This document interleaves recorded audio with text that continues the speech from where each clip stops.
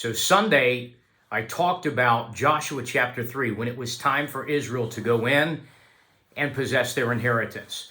A couple of things that I want to develop out of that to build a sense of hope and expectation in us and in you at this time. So the first thing that really is important is to understand is that a wilderness always precedes your inheritance. I want to say that again, and I want you to grasp that phrase and internalize it and allow it to shape your expectation and to influence how you pray. So here's the principle. Wilderness always precedes inheritance. So in Joshua chapter 3, they're emerging out of their wilderness. They've been in a wilderness for 40 years, and it's time for things to shift. Let me declare that apostolically over your life. It is time for things to shift. Now, what are you needing to see God help you shift? Here's how you can answer that question. What's the wilderness I've been in? What's the place of uncertainty, obscurity, and transition that I've been going through? That's your wilderness. A wilderness always precedes inheritance. So the fact that you've been in a wilderness is an indication. It really is a sign from God, if you'll allow that term. If you'll perceive it as such, your wilderness is a sign or an indication that something greater lies ahead, and that greater thing is your inheritance. So we see this with Joshua's generation coming out of the wilderness into their promised land. We also see it with Jesus when he emerges out of the wilderness in Matthew chapter 4 and Luke chapter 4. He moves from wilderness, contending with Satan, to inheritance, stepping into the full measure of his destiny and his purpose. So let me say this again. Wilderness precedes inheritance. And let me go ahead and drop this word on you today. You're emerging from your wilderness with your dream intact. You're emerging from your wilderness with your dream intact. So to make that shift, though, it requires next level strategies. So what God tells Joshua to do, he says, I want you to take the priests and command them, the priests who carry the Ark of the Covenant, I want you to command them to step their feet into Jordan. Now, when you read through chapter 3, and I alluded to this Sunday, the scripture says at the time. You see, there's a timing dimension to everything God does. To everything, there is a season, Ecclesiastes 3:1, and a time, an appointed time, a set time, a determined divine timing to every purpose under heaven. So what you can know is that there is a synchronicity in the steps you're taking and the moves God has set before you. There's a synchronicity between your movement and God's timing. He makes everything beautiful in his time, the writer said. So the timing is the time of harvest. And at the time of harvest, the scripture said that Jordan overflows all of its banks at that time. So if you're standing in the situation, you've come through a wilderness and now there's some things seem to be overflowing against you, that's another wonder, as it were, or a sign or an indication that you are moving into harvest time. What are you going to harvest?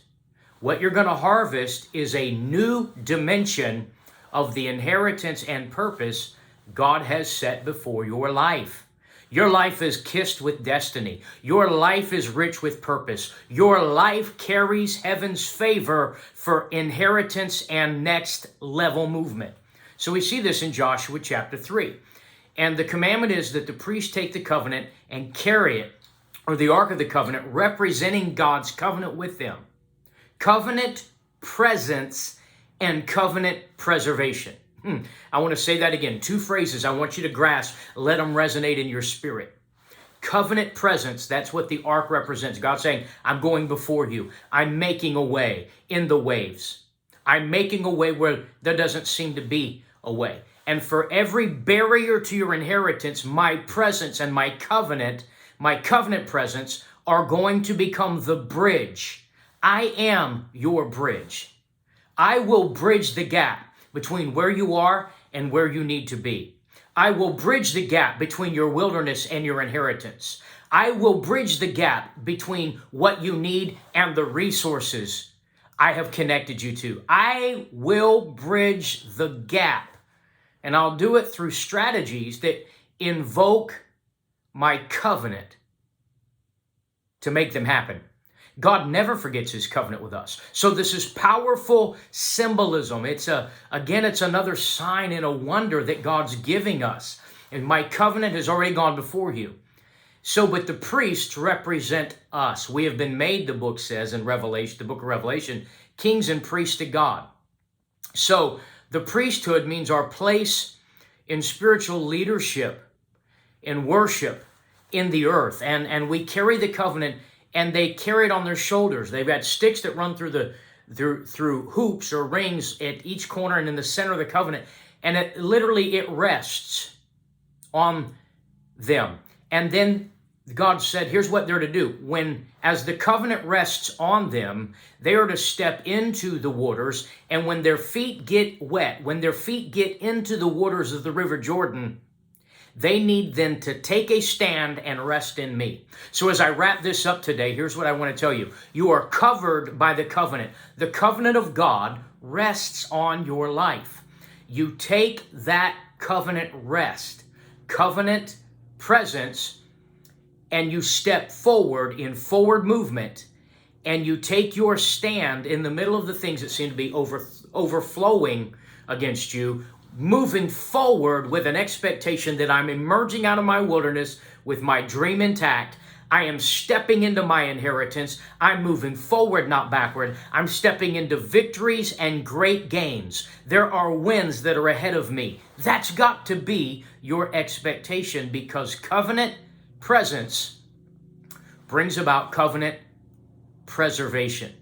Covenant preservation meaning that every season you've been through and all the wilderness you've come through, every up and down, every peak and valley, every rainy season and sunny season, regardless of the time or season, you've got a history of covenant preservation. So when they step in the water, as the covenant rests upon you, and you stand in covenant and take your stand and rest in the covenant, not only does God give you covenant presence, but then you begin to see covenant preservation. What preservation does is it protects God's covenant word, covenant promises over your life, and everything about you and your purpose that are connected to those covenants. We are coming into a time when we're going to see fresh covenant movement on behalf of our God, directly connected to the covenant promises that he has with us. Since the time of Abraham, when God showed up to him centuries earlier in Genesis 15 and said, I'm making a covenant with you and with your children, with your grandchildren, with your descendants that'll come from you. With a nation that'll come out of you, I've got a covenant with this nation. And as a result of that covenant, in the perfect time to come, I'm going to prove my covenant preservation. I'm going to give them covenant presence, and then I'm going to keep my covenant promises. God preserves you to move you into promise. You are covered by covenant, and those covenants specifically are the words God has decreed over your life. They are resting on your life. Maybe you're wrestling because of the wilderness you're emerging out of, or the overflowing issues that have been challenging your life. The good news today is that God's covenant presence, covenant preservation, and covenant promises are manifested in your life. So I want to leave this with you. Your assignment is to take your stand and rest in the covenant promises God has made you. And when you feel like you may be restless, refuse to go back into a wrestling posture. Remind yourself of the covenant God's made you. Remind God of the covenant God's made you. And take your stand in a place of covenant rest and watch God begin building bridges to get you through the barriers that have sought to keep you out of your inheritance. So we know the rest of the story. When the priest's feet, resting in covenant assurance, stand in the waters of a new beginning, God opens up the waters. He cuts off what would have kept them out of their inheritance. Covenant presence, covenant preservation, and covenant promise builds a bridge through the barriers and cuts off the things that want to keep you out.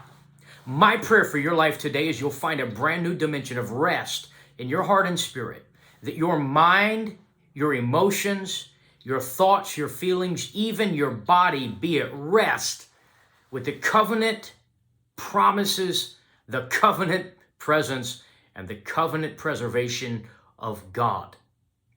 And that as you do that, the word of the Lord over your life is this: my covenant with you is cutting off the things that want to keep you out of the inheritance I've connected you to. The time is now to become forward focused and go all in and rest in and stand in the power of the covenant God has with you. The proof of that covenant is in the preservation and the manifestation of everything God's already brought you through. God doesn't finish until the job is completed. Your proof of the covenant is in the preservation He's already established in your life. So be encouraged today. Covenant of God's already gone over your life. It rests strong on you. Every word He's given you has gone before you, and it's cutting off the things that want to keep you out of the covenant destiny God has for you.